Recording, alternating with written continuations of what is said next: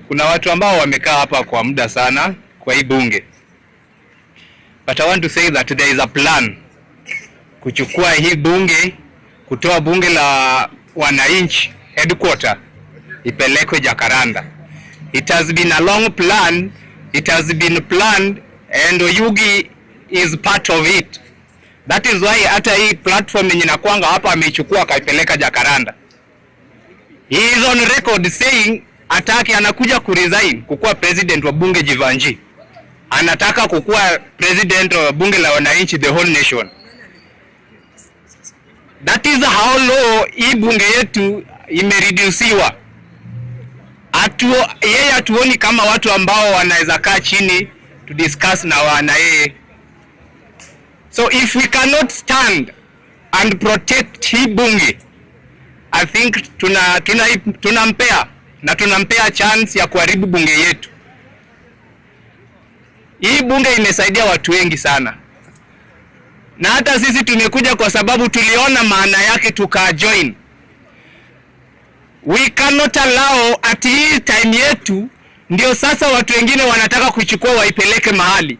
Bunge la wananchi headquarter lazima ikuwe CDD. Haitatoka hapa. Ati inataka kuchukuliwa kupelekwa huko getu. Lazima ibaki hapa CDD. Yes. Mahali tunaweza access rahisi sana hizi offices za serikali. Hiyo ndio koni yenye walianza kufanya kitambo sana. Wakati Oyugi aliacha kukuja hapa. Tangu achaguliwa hajawahi kuja. Ili kuleta confusion. Watu wasiendane na vitu zao vizuri hapa Jivanji. We will not allow Oyugi and the entire leadership of bunge la wananchi Jivanji. Kwanza huyu speaker mwenye alichaguliwa is one of the guni yenye tuwezi taka arudi hapa. He is coming here to heckle people more than any other person. Tulikuwa tumesoma the first reading ya kuimpeach Oyugi. Kesho tunasoma the second reading. Next week Oyugi must go home. Yes. Next week Oyugi anaenda home. And we need a leadership yenye inaweza tupeleka mahali. We are not coming here to talk about slogans about one term and two term. Tunakuja hapa kwa sababu ya maisha yetu.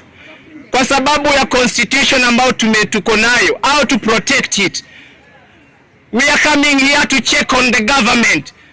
Kama wamefanya vizuri tunawapongeza. Na kama hawawezi fanya vizuri, we come and stand here and talk about that. We cannot allow bunge la wananchi irudishwe huko mbali. Lazima